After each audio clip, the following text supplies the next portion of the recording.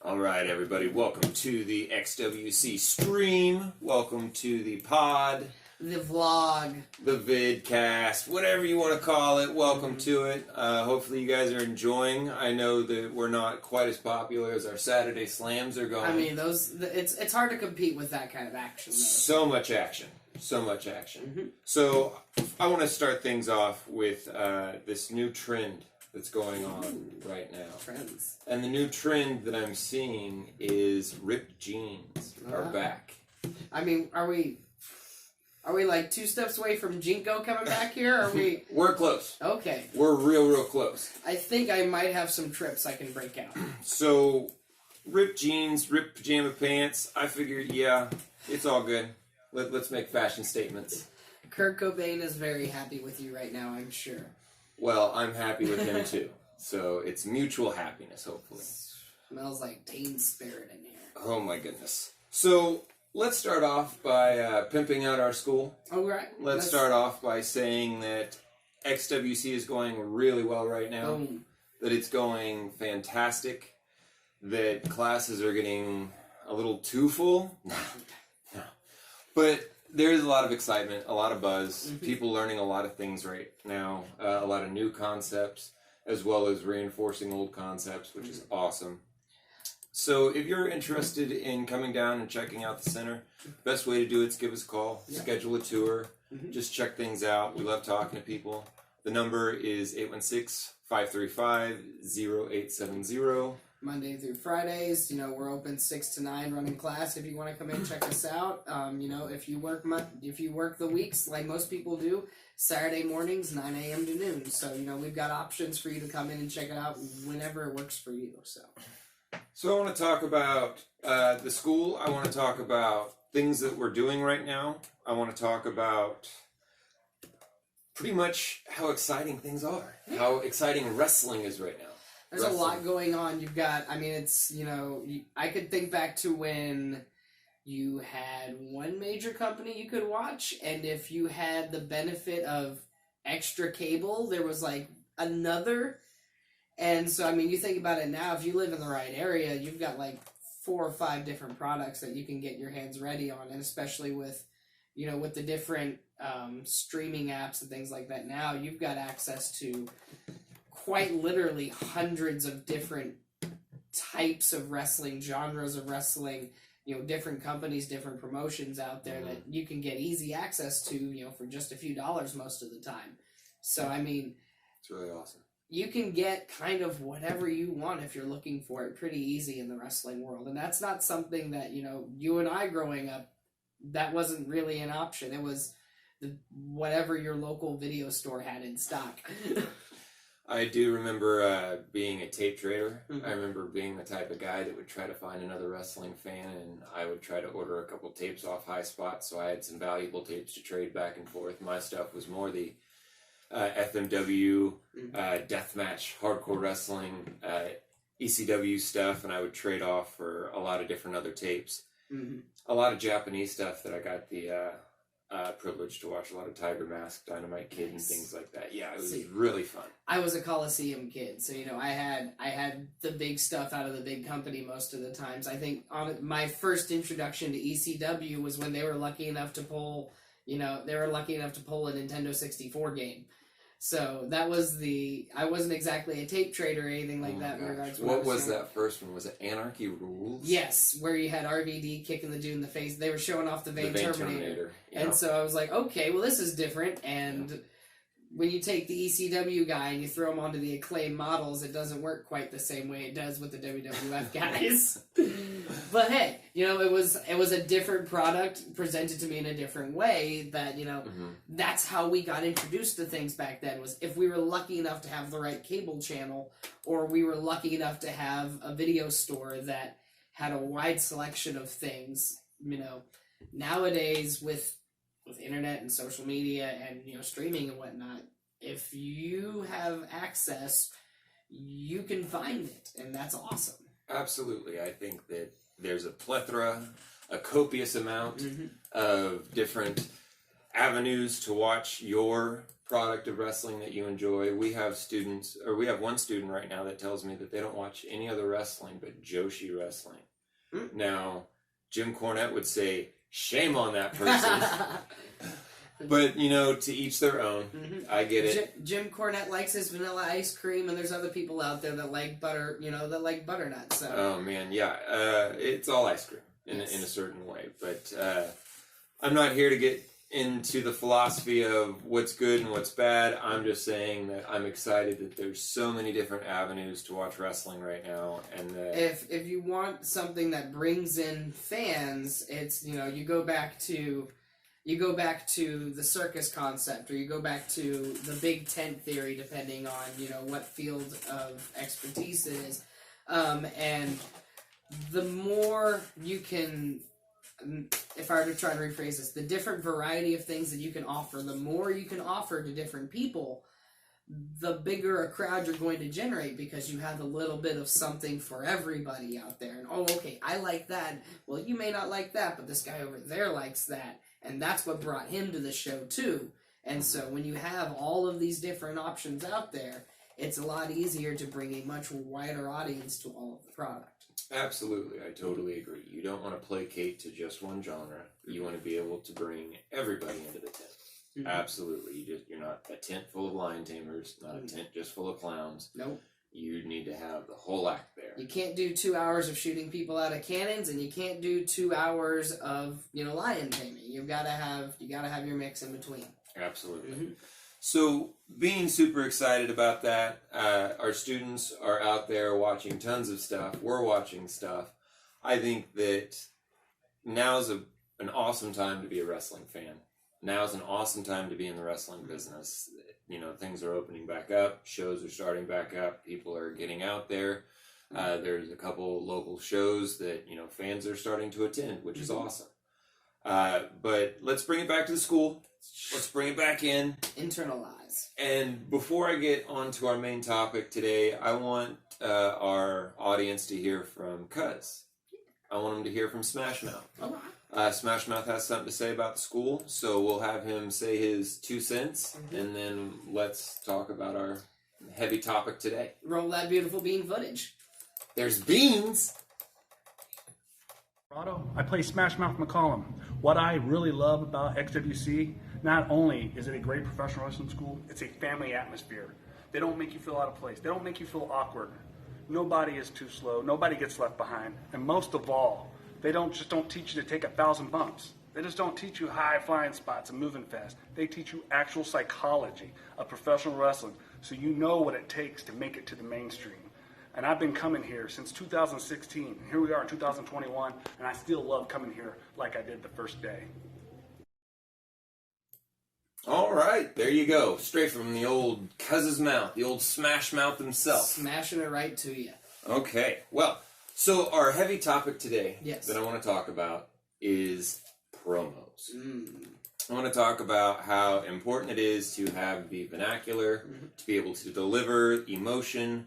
I want to talk about how you need to stay on topic whenever you're doing your promos. I want to break down promos, why they're important, and if you're having difficulty, things that you can do to work on them, things that we teach down at the center.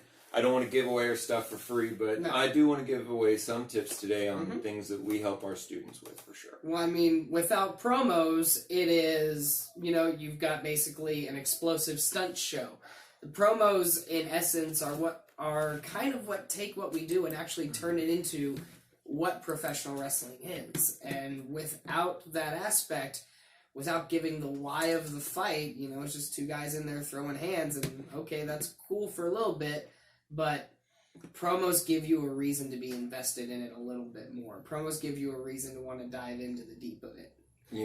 If you were to line up everybody in a line that is a professional wrestler, and you don't give them a chance to talk at all, and you're just looking at stats, you're looking at the guy, will you run this fast? Will you lift this much amount of weight? You earn these trophies in your past, so this is your athletics. And you check them through the Pro Wrestling Combine. Correct. You would have a lot of heavy-duty athletic machines that promoters would be booking left and right if promos didn't matter. Yep. It would be the top of the bunch would just be strictly athletic guys being able to go out there and give you the best competition that they can. And, you know, there is a lot of companies out there that try to emulate that, but they don't make the big bucks like a lot of other companies do. Mm-hmm. I mean, even if you look to boxing and you look to MMA, it's not just about the fight. The guys that bring in the big purses, the guys that main event the shows, know how to hype the fight, know how to play the promo. And 100%. So, I mean, you go all the way back to Cassius Clay to Muhammad Ali. Let's talk about the guy who basically birthed the concept of the promo in, you know, modern professional sports. His entire idea was to make this isn't just a boxing match. This is a spectacle. You're coming to witness an event. You are coming to witness me in action in person, and the only way you can do that is if you go here on this night and pay this money. Which I will get a hefty amount from. Thank you very much. Bye-bye. So, whenever people come down to the center, they get a little nervous about cutting promos. It is part of our tryouts. Oh, yeah. It's usually I would say it's the part of the tryout that most people are probably the most apprehensive of. Yeah, I would agree. Whenever I tell people that you're going to do, 50 push-ups, you're going to do 100 sit-ups, which I'm trying to intimidate them a little bit, right? So I give them the rundown, and they're like, okay, cool, no problem, I can do this. And then I drop that little bit. And then at the end, we're going to have you cut 2 promos. Yep, you can literally just hear the gasp. Oh my goodness, the confusion. I've got to do. I don't talk in front of people. Right. Hey, buddy, now you do. Right. So the ability to speak in public. And that's what it is. Public speaking. It is one of the things that one of the biggest fears in a lot of people is going out there and being able to talk in front of an audience of people. And it is quite intense to be able to stand up in front of a room of people, try to capture their attention. Command that room and keep them from turning on you. Absolutely. So during this process, we want to be able to make sure that the stage fright isn't that big of a deal. We want to make sure that we're breaking down that barrier. The first thing is being able to get up in front of somebody and talk casually. You want to be able to get up and express yourself. Yeah. If you can't stand up and express yourself, how are you going to be able to convey something that someone gives you? Yep. Now, there are people out there that are better at putting on a character than they are being themselves. And that's fine. We'll figure that out as it goes. But I think the best of the best are people that will get up and they will say how they feel in front of an audience of people. And if they can convey that, that's what's going to capture the room. That's what's going to capture the attention. By being able to emote just how you truly feel, that's what's going to get people to listen to you. I can stand up and try to give my best performance of Shakespeare, but that's not going to capture anybody because I'm trying to portray what someone else is doing. That's not you. Correct. Yeah. Correct. I am not Hamlet, damn it. So when we pull people down to the center and they come in and they start talking about promos, naturally there are people that are more gifted at that. There are people that just are able to knock it out one try. They're able to convey a character. They're able to express that character's emotions, and it's in an entertaining way. Yeah. So, with people that are able to do this, what are some tidbits of advice that the Xtreme Wrestling Center can give? To somebody who's already got a little bit of they've got that ability to get up and talk in front of somebody already.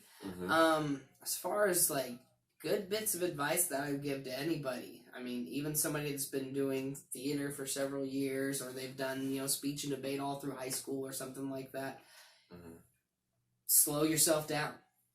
You don't realize how fast you're going when you're hitting something you've rehearsed a billion times, or when you're all hyped up in the moment and you're ready to go, and you're a little tense because it's a big tryout or whatever.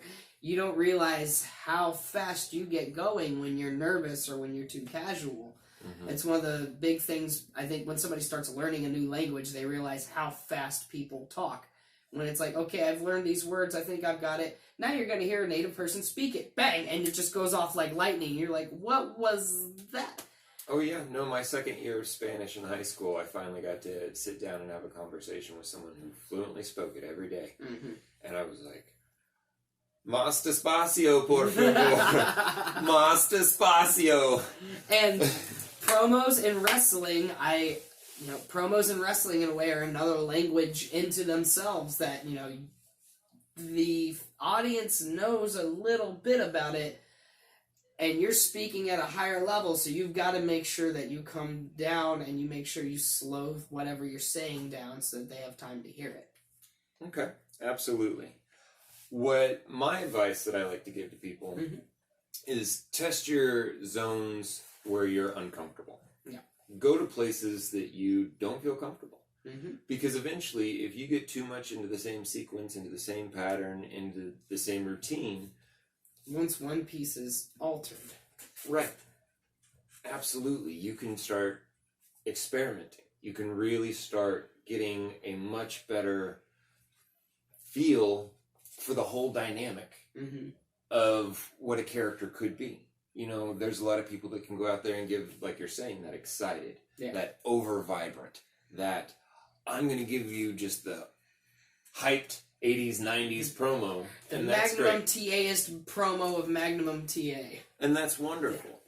But some of the best promos that people truly remember is when there was cadence, when there was rhythm, when you could slow it down, when you could really understand the story. When you got time to hear and feel each thing being told to you. Absolutely. So nowadays it's a little different because, in WWE it's very scripted.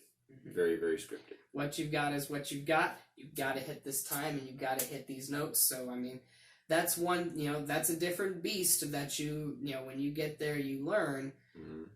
When you go out into the indies, when you're learning your craft, when you're honing your edge, when you're sharpening your blade, though, when you get out there and you've got to really focus on making sure what you say is felt by the people out there. I totally agree. You don't need to go out there and say too much. You just need to say what you feel. And you need to be able to make sure that the audience grasp on that. Mm-hmm. I don't mind people repeating things over and over during their promo as long as you're feeling it and you get the point and you're conveying it. Mm-hmm. Now, there is too much. I totally think there is too much. You're going down. You're going down. What? You're going down!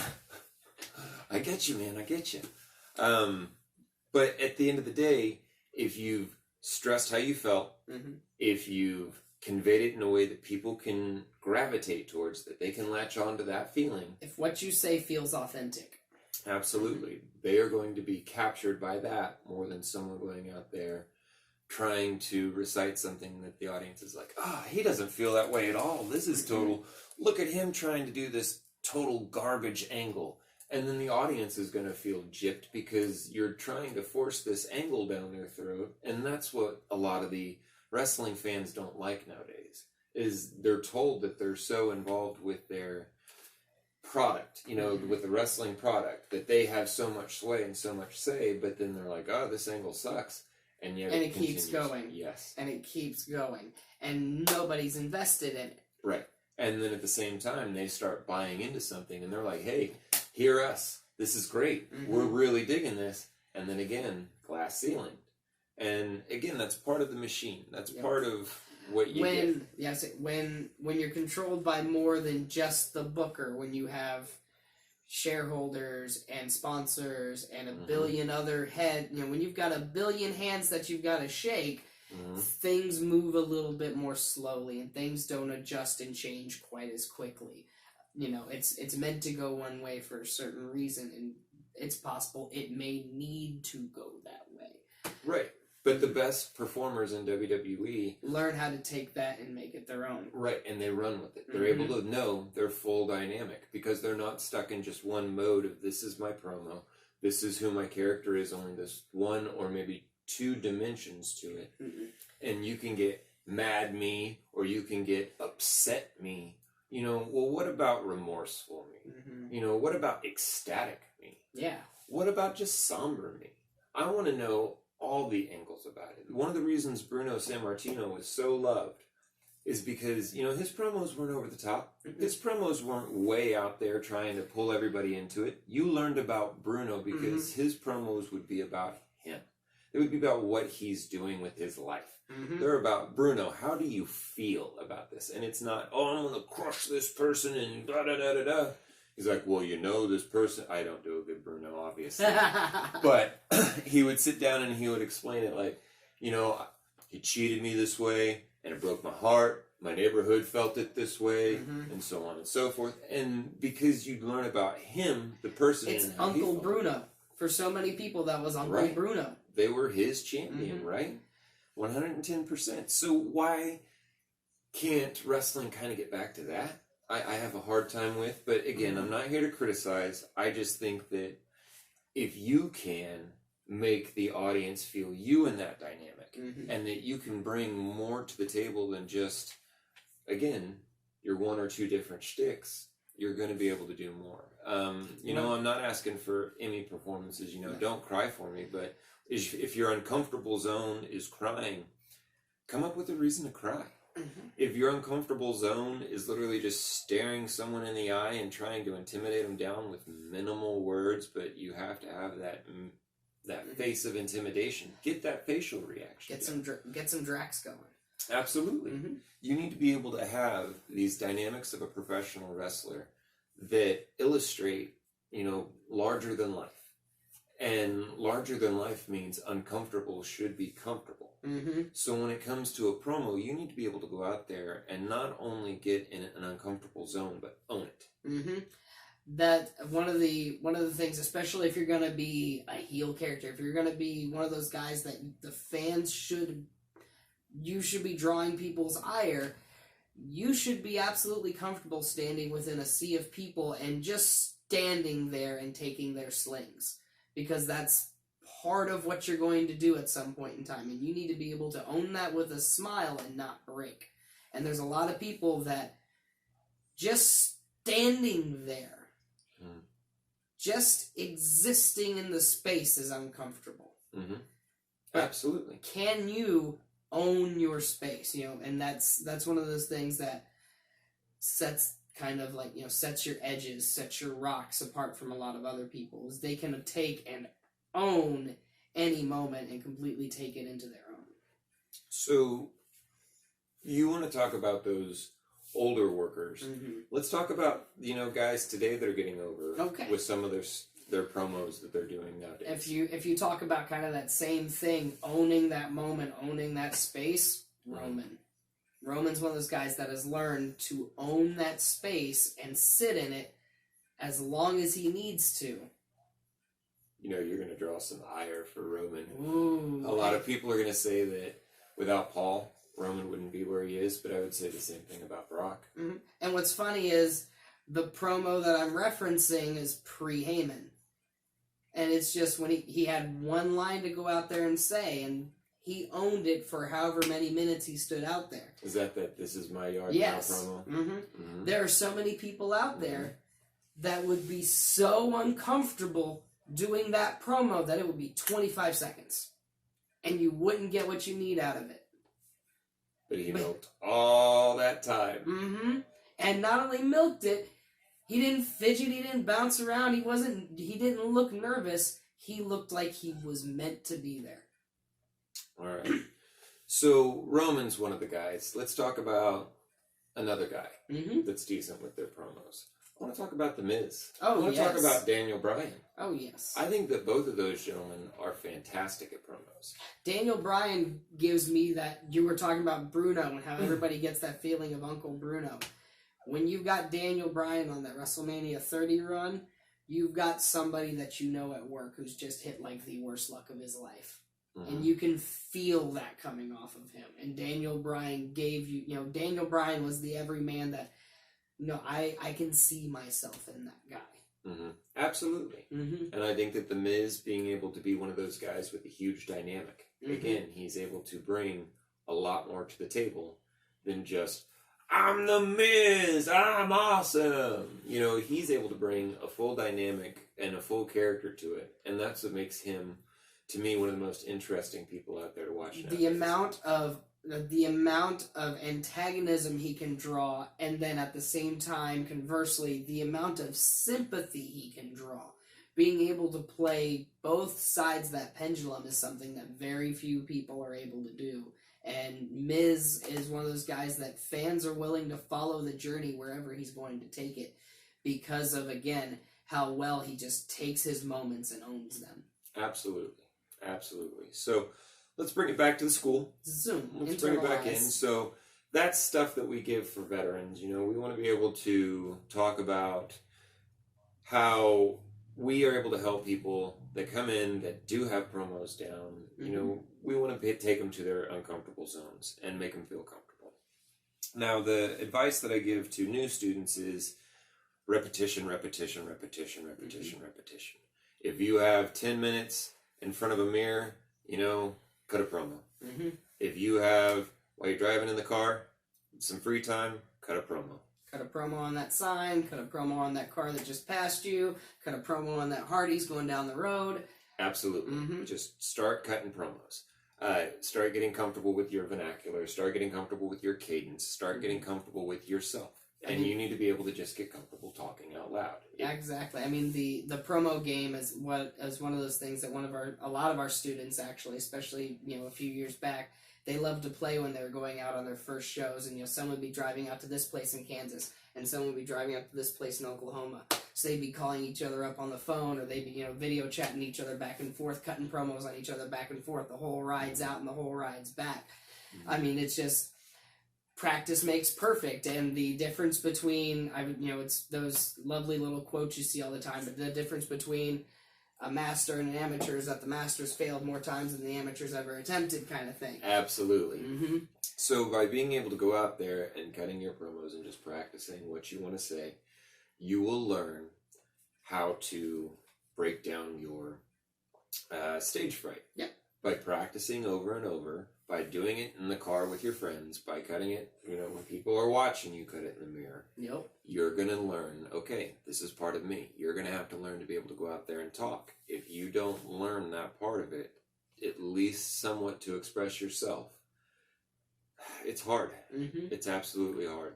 Because as much as you get put into this character, that character, whatever, like we were saying, the emotion still has to feel authentic. So at some point, it's got to come from somewhere inside of you. And if you know, that's one of the things that with people that have never really done promos before, that's one of the things that we work with them is figuring out how to take that thing inside of them and what it is that kind of helps bring that out, whether it's playing with different characters and putting them in kind of that situation, or giving them emotion-based promos so we can start kind of looking around that range to see where they start kind of keying in. Or, you know, we start running them through these different drills or these different types of promos so we can kind of figure out how to break that wall down, how to get you into that slightly more comfortable area. Absolutely. One of my favorite drills that I love doing down at the center is writing out, you know, 10 different gimmicks. And, all right, buddy, today you're Milkman Dan. That's your gimmick. And then your dog catcher Phil. You know, I love doing the old 90s. You just have an occupation and this is your thing. I think if you were to ask our students, one of the all-time favorites that always comes up is the Periwinkle Puma. So, putting them in an uncomfortable situation by giving them a character that may or may not make any sense and just saying, hey, give me what you got. Let's see what happens. One of my students threw me off, Marksman. Ah. Oh man, all he said was cheese this entire promo, and it broke me down. I couldn't do anything with it. He's just like, cheese, cheese, cheese, and I'm like, God damn it, Dan. Made me so mad. But that's a man that you know watched him some early 90s. Oh, he definitely did, boy. He definitely loves him some early 90s. You throw on Bret the Man Hardy, he will plop down and go, hey, we're watching a marathon now. 6 hours, let's do it. We're studying. Get your notebook. Which is awesome. So let's actually bring it to one of our KCXW shows. I think that we have some footage. I like footage. And I want to do some watch along here with the audience, and then we'll kind of wrap it up after the watch along. Just pre-warning, promo's like 10 minutes long, ladies and gentlemen. So strap in, get your popcorn. If you need a soda break, I don't have any interlude music for you, so you've got like 20 seconds. It's like old school TV. Run while the commercial's on. We have commercial sweet. Hey, we did. We burned our commercial already, though. That's the problem. T-Bone. So let's set up the promo with, this is two students of ours. Okay. We have, let's see here, Rich Goldman. Dick Goldman. He's coming out, and he has some sort of present. Is that the case? Or no, Shannon Reed, our second student, has the present. It looks like there's going to... I think there's a gift exchange of some kind set up. Yeah, So there's some sort of gift exchange, and we're gonna be tuning into this. And so we're going to be talking about our two students. Shannon is a student who's very comfortable with cutting a promo. Very humble when he cuts a promo. So you'll be able to see some of that, and then Richard Goldman is one of our students who just really dives into his jerk heel character, and he loves owning the moment, and the more uncomfortable he makes the audience, the better it is for him. Yes. So let's roll some footage on some Richard Goldman and Shannon Reed antics. Okay, look at this. Setting up, this is the lounge. In fact, I believe this was the very first lounge segment. Looking a little bit by kind of got a little setup of some nice foliage in the backdrop. You know, got to spruce things up and allow. It's got like a nice $900 chair there at least. Oh man, no, $2,000. Antiquity. Leather. Like it comes from the middle of Uganda. The leather does. He got it imported. They do. It's a special little shop in a town that I can't pronounce. That's probably the best. So I'm just saying that this leather is super rare. It's made out of like the mold out of there, out of that area. Like I don't know. It's crazy. But I do see there's a gold gift bag over there to the side of the chair. So he does have a gift, which is fantastic. And one of the things you'll notice instantly about Goldman, the character has a little bit of an air of superiority about him. So even as he's talking to the crowd, there's a little bit of curtness, there's some smarminess. He's almost kind of talking down to them as he starts describing, what he sees as his views on kind of what you've got going on in KCXW and what makes a champion. Now, the cool thing about Goldman is see how much he, really gets into his character, as you're saying. When you look at him, he does have this certain smugness about him. He does have this certain pompous attitude about himself. And he's not just out there in, track pants and a t-shirt. You've got a polo, you've got slacks, you've got the belt, you've got the pullover. I mean, we're putting together a complete package look of a character to give the fans a good idea of exactly who it is that's talking. Right. Whenever you look at him, you're going to think, oh man, look at this smarmy buckle. My father's a world champion. And my mother does nothing except sit at home and criticize me all day long. Is that too much of a shoot? Oh, man. All right. So, I mean, again, as he sits, he takes a very almost kind of lackadaisical approach to how he's approaching the crowd. He just takes a seat in his chair because he doesn't even need to give them the courtesy of standing. So, definitely setting up the setting right there. He gets the comfortable chair. The guest that comes out is going to get that very uncomfortable stool. Very tiny stool, very inside the actor's studio stool. Which is wonderful. I think that's fantastic. You see one plant behind Goldman, and the guest plant is way off to the side. You don't even see it in this shot. Barely. Love it. It's kind of, this almost has like a slight vibe of a between two ferns, but it's, the guy doesn't realize who the joke's getting played on. So here we have Goldman, ranting On and on. As he brings Reed on out, we get player 2 to this promo now. The first thing you notice about Shannon Reed is as he makes his way out, normally he comes out very pumped, very excited, but right out of the gate, he kind of has this look on his face like something's going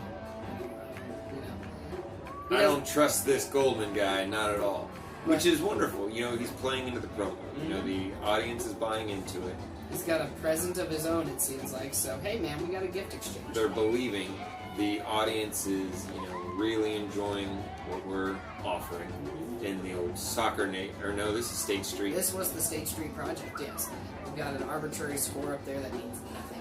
Yeah. Who knows what that was? But hey, it doesn't matter because this was State Street. I think the Bruisers were.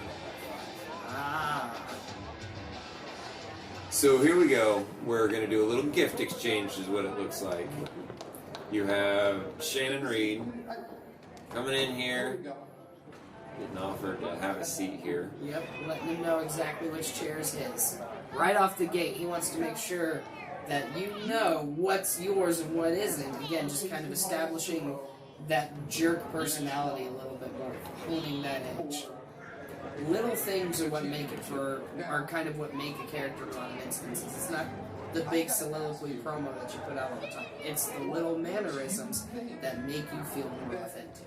Absolutely. Now, I would say that whenever you're giving a promo, you shouldn't be tugging on your shirt. You shouldn't be swaying back and forth and moving so much. Like you said, own your ground. Yep. Stand in it for a moment. React with your hips, with your upper body. You don't need to move your feet as much. Keep them planted. A little nervous tick that you can tell. A lot of people have it, especially, at this stage you're talking about two students who, one is several months in at this point in time, and Richard Goldman, and I think, Shannon maybe has a couple of years in at this point in time. So still two people who are still very new to being out in front of crowds, very new to that whole, that whole concept of the live performance with people all staring at you. So nervousness is something that you see in a lot of places, but once he's cutting his promo, those feet are planting and he's getting his point across. Right. When he has nothing to do, that's when he's a little fidgety. But that's what you learn to own. That's what you learn to stand in. Right. So Goldman berating. Goldman beating him down verbally. He's very animated. He almost looks a little bit manic, like he's frustrated. Which is good. You've got the calm, cool, collected face in Shannon Reed, and you've got the agitated, antsy heel in Richard Goldman. So you've got a nice kind of balance between the two characters. Which one do you want to cheer for? Which one do you want to cheer for? The guy who's in his element, or the guy who looks like he's just a little bit, he's a little bit too, yes. A little too, on edge. I've got something in this pocket I want you to see. See what he did to the marksman, and what makes me think that I can do these things to Hollis Road? Maybe the fact that his beard. But then you'll notice too, when it's Shannon's turn to speak, Goldman recognizes that he's got to shut that character down a little bit so that the focus goes where it needs to go. And that's something that, when owning your moment also means when it's not your moment, letting it go and pulling it away. Alright. Well, you know what? Believe it or not, Looks like we may be getting ready to have our white elephant party, or our exchanging of gifts. I mean, man. What a strange term. I don't know. That's like, who even came up with that? But it's something that people everywhere somehow know about. Yet no one can explain how or why. I don't show favoritism. I'm sure we'll get at least I have some spring view with me. This is the way. Comment. this is the So Goldman finally pulling into the bag of gimmicks here. The man with the money is going to show off his gift first, just to make sure. And it's a thigh mask. And now we see where this is going as Goldman begins basically body shaming Shannon Reed. But something that, again, is going to get under the skin of the fans, because especially people who might have a little bit of who might have a conscious issue of that themselves or anything of that nature, that's something that's instantly going to get to you. The fact that he would bring that up about somebody, especially a guy like Shannon Reed, who's going up against main eventers in Kansas City, who clearly, when he's pulling off drop kicks and things like that, can move with his body. So it's right, absolutely. Our fans know that this is a little degrading. Mm-hmm. It's definitely condescending. Yep. But Goldman doing a great job of not relenting. Mm-hmm. I mean, he's continuing the assault, literally piling it on quite physically with the items here. We're up to 2 now, the little 2-pound dumbbell. Now, if you notice, this is our hard kick, so Goldman is playing his back to it quite a bit, which is unfortunate. Yes, you always want, it's that fourth wall that you want to be aware of. And boom, you want to make sure that the audience is getting what you need. And when you're playing to a camera, when you're playing for television or for the internet or whatever you're playing for now, you've got to make sure your focus What is that he stays just pulled out? My goodness. I need my glasses for this one. I don't know. It's getting interesting because he's managed to break. Uh-oh, he broke the friggin' promo here. That's the end of it. Aha, and that is right. So, at that point, it begins to degrade. Further on, Shannon pulls out his gift, and I believe it was a lemon meringue pie or something, a whipped cream pie, something to that effect. And boom, the big payoff is Goldman getting pied in the face. Oh man, what a shame. You don't get to see the big payoff at the end, huh, Mr. No. Producer? Oh, well, shame on you, buddy. All right, everybody. Nope. Sorry to waste your time with all that But set hey. with no bang for the buck. This is Goldman getting himself over moment here. Yeah. Everybody. We're Everybody, getting worked. We're all getting worked Boo here. this man right there on Oh, camera. man. I didn't What know. pie? I don't remember a pie. Of course not. I believe our content has been digitally edited by Peacock. Oh my goodness. Okay. So there you go. You heard 2 students give a little back and forth, obviously owning the ring. Yep. Definitely breaking down their barriers, getting in their own comfort zone, using gimmicks, using props. I remember Shannon was one of those guys when he came in for his tryout, that promo was a sticking point for him. And so being able to go out there and own that moment and really kind of be the star of that, of that segment is, testament to what we can do for people and what the training and the system that we put together, not just in the ring wrestling, but in the ring with promos, getting people to where they can go out there and do it. So, right, absolutely.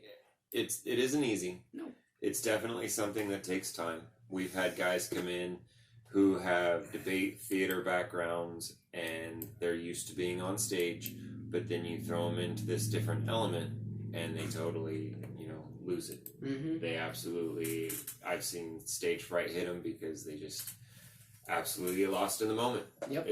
It's a lot different than walking out on stage, having all your lines ready to go and you've rehearsed. When you've beaten this 10-minute monologue into the ground to where it is literally just rote memorization spit out for you, being able to walk out there in front of a crowd and give a new thing to a new crowd every time is a lot different task. It's very daunting. Mm-hmm. Very, very daunting. If you were an improv kid, this is something that seems a little bit easier for you. But again, playing to that crowd of one judge as opposed to a crowd of 250 people that aren't willing to sit through you, maybe, is a little bit different as well. So Right. Once you start talking and then you get some response back. I don't remember that. Right. This wasn't in my tournament. Or when you're expecting a response and you get nothing. So good. So good. I think I actually got a cold chill there. That hurt.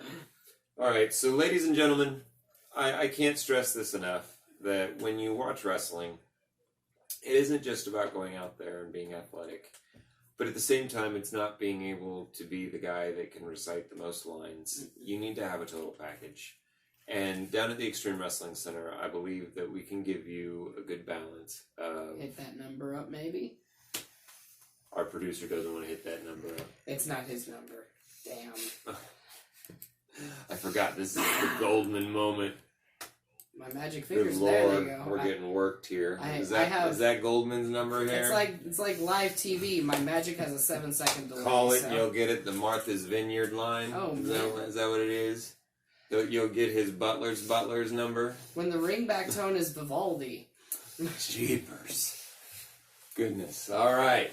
So, we will help you build your foundation. Mhm. We will help you with memorizing lines because we help that with our students. We'll throw occasional lines that they need to work on to memorize. Yep. We will help push, making sure that you get in your uncomfort zones.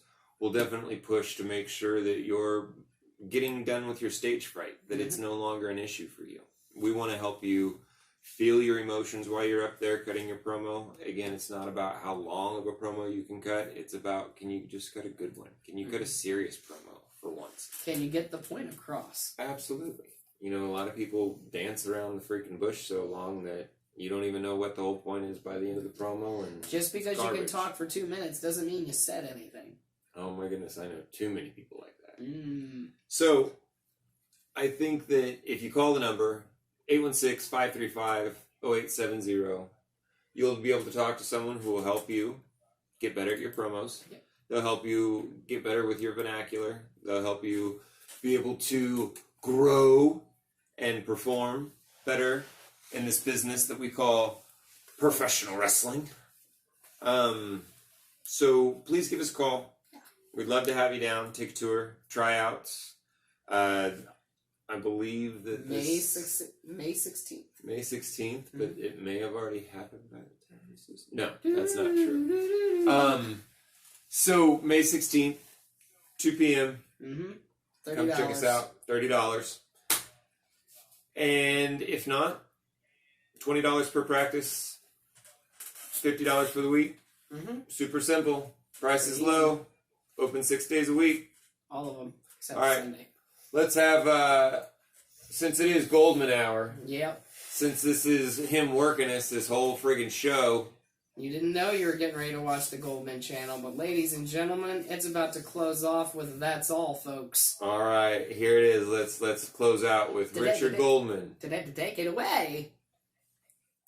Everywhere I go, I am flagged down in the street by these dirty 99%ers. They come to me and they say, how do I get better clothes? How do I get rid of my beat-up, junky car? I tell them, go to the Xtreme Wrestling Center. Be a 1%er like me. Maybe you'll make something of yourself.